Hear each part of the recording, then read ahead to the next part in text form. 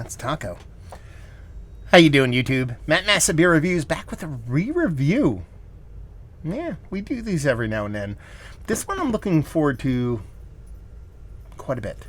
Because last time I had this beer was 6 years ago. 6 years ago, and I love the shit out of it. And that would be Harvey's and Sons. It's their Imperial Extra Double Stout.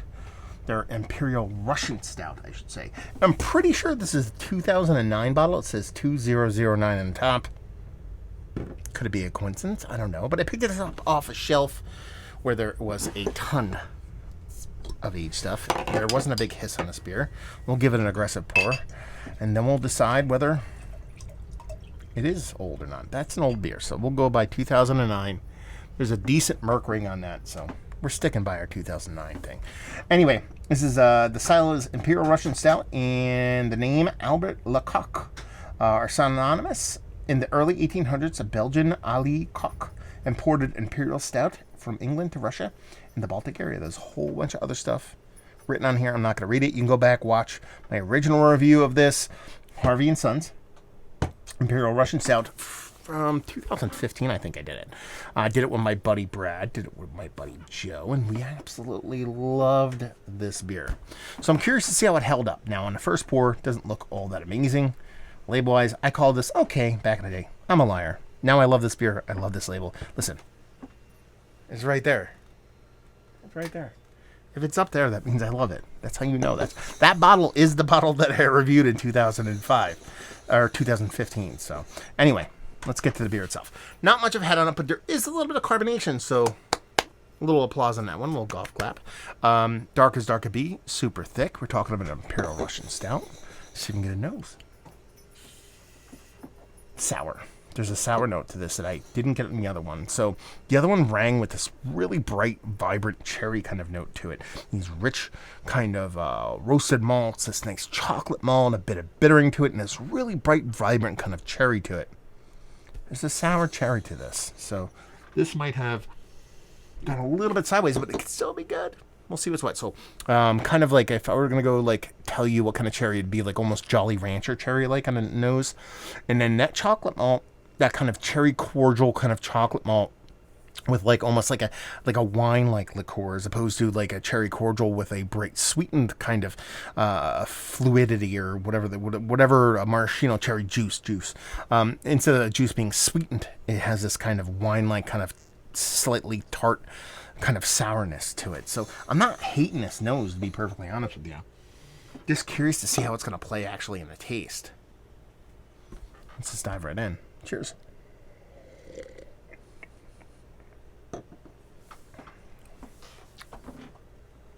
Okay. This beer is from 2009. There's no way it's not. I would say it'd be older. But you're talking that 2009, 12 years. It definitely leans into like a tart Madeira port kind of thing when it comes to the cherry. The cherry is the biggest portion of the show here.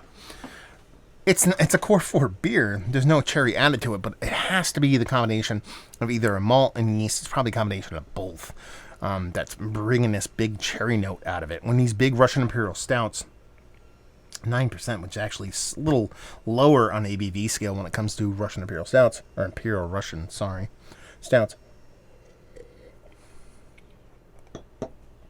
It's by far the most fruit forward, the most cherry forward I've had. And when I had that other bottle, I don't remember the date on that. I actually looked at my video. I didn't see a date, a vintage on that. I just had this rich, sweetened, not overly bittering Russian Imperial Stout that I love, kind of like that Black Albert level of deliciousness with that big, bombastic kind of cherry note to it. This comes off a little bit more tart, a little bit more sour, a little bit more Jolly Rancher, a little bit more Ludens kind of cherry to it. I still don't hate it. I'm not going to sit here and say I hate this beer. But it's definitely past its prime. You know, yeah, it has that little bit of sour sweetness to it. You know, almost like lambic-like. Not even lambic-like. It's almost like a little bit more aggressive than that. But you know what I'm trying to put down. And the beer itself, and this is the other portion of the show, it's lost enough sweetness, and this is going to sound like contradictory. It's sweet on the sour side, but not sweet on the beer side. in that the beer side of the show, that roasted, toasted, chocolatey, malty thing is dry. Very dry. Very kind of, not ashy, but leaning towards that direction. Very much charry. Like if you get that huge barrel char off something, not that this is barrel aged, but it's giving you that kind of chocolatiness to it. So a little bit of, it's not this level, but I'd associate it with like almost like a ashtray kind of ashiness. The way the kind of roasted malts are coming off on this. That cherry side of things, a little bit tart, a little bit sour, a little bit of robustessity. Maybe might be a better way to go about it, as opposed to kind of, what was I saying earlier about the maraschino cherry sour, or maraschino cherry, or port Madeira. I guess it'd be like a Madeira thing, somewhere around there. You guys know what I'm putting down. And ends up just being like, it's almost like this beer starts here. And when I had it last time, it was here. And it's passing. It's not like it's going in a complete different direction. It's like it was coming together, and now it's just kind of elevating out to where it's definitely past its prime, but it's not to the point where I like, listen, what did I pay for this? I forget, $6, whatever.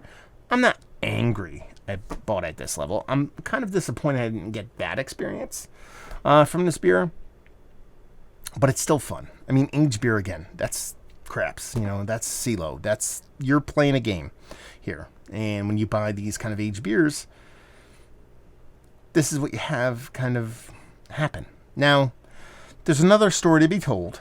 Now, this is the second aged beer I bought that I thought was way too cheap from Shangy's. Are they blowing out old beer that they know is bad? That's another story to be had. I think I have a couple more beers from them that are decently aged. If every single aged beer I get from them is kind of like past its prime, I'd say poop on them, for knowing that, being like, hey, this sucks, But then again, it was cheap. So maybe I'm just barking up the wrong tree there. But yeah, it's fine. I can get down with it. I'm going to drink this whole thing. I want to see how it warms up and kind of opens up over time. And just, it's aged beer. It's fun. It didn't give me that experience, but it gave me a fun experience. There you go. This is one of the better aged Imperial stouts I've had as of late. I would still put it, yes, in the conversation, just not even anywhere close to the top, because there is something about this kind of tart, ashy dryness, back and forth thing that kind of has me excited, so I kind of want to explore it further. Value and availability on this sucker, like I said, I think I paid $6 to $8. And leave you with, if you like what we like this beer. If you like aged beers, that's all I have to say. I mean, if you really don't like aging beers and you haven't drank a ton of old beer, I don't think you'd like this. But there's something about it where you're tasting where it's right and where it's wrong. I think it kind of adds a little bit to your kind of mental vocabulary when you deal with aged beers. And I think that is worth the price that was paid.